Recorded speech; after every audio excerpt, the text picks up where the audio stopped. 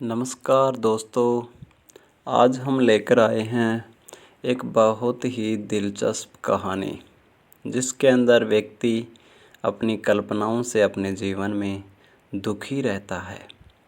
कहते हैं कि ज़िंदगी में कभी उदास मत होना, कभी किसी बात पर निराश मत होना। ज़िंदगी में कभी उदास मत होना, कभी किसी बात पर निराश मत होना। ये ज़िंदगी एक संघर्ष है, चलती रहेगी। कभी अपने जीने का अंदाज़ मत खोना, कभी अपने जीने का अंदाज़ मत खोना।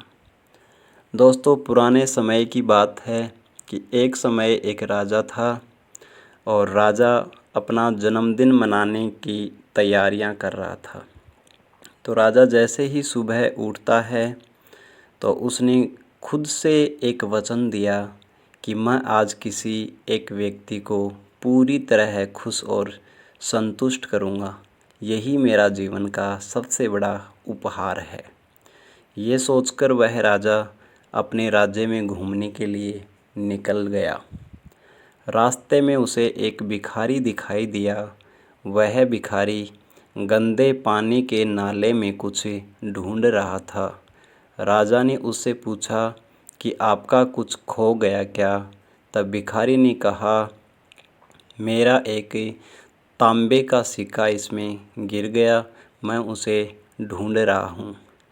राजा ने उसे गरीब समझकर एक चांदी का सिक्का दिया और सोचा कि अब ये खुश हो जाएगा। भिखारी ने चांदी का सिक्का लिया और अपने झोले में डाल लिया और फिर से नाले में तांबे का सिक्का खोजने लगा। राजा ने सोचा कि ये बहुत गरीब है, तो शायद ये संतुष्ट नहीं है।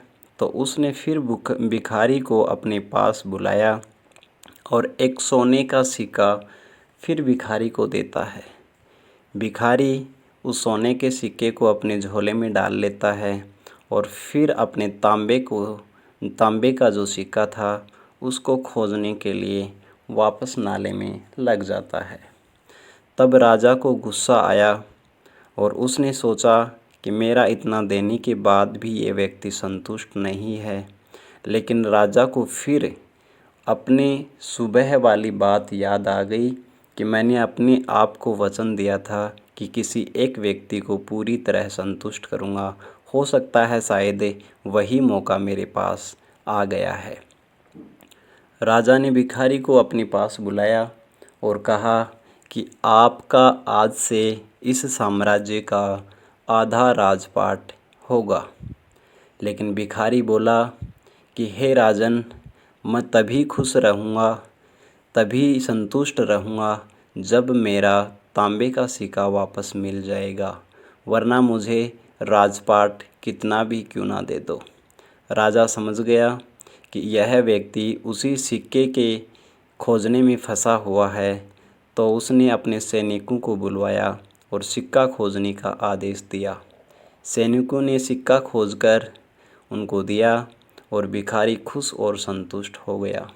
इसलिए कहा जाता है दोस्तों, इस कहानी के माध्यम से यही संदेश मिलता है कि अधिकतर लोग उन चीज़ों को पाने में लगे रहते हैं जो उनके पास नहीं है।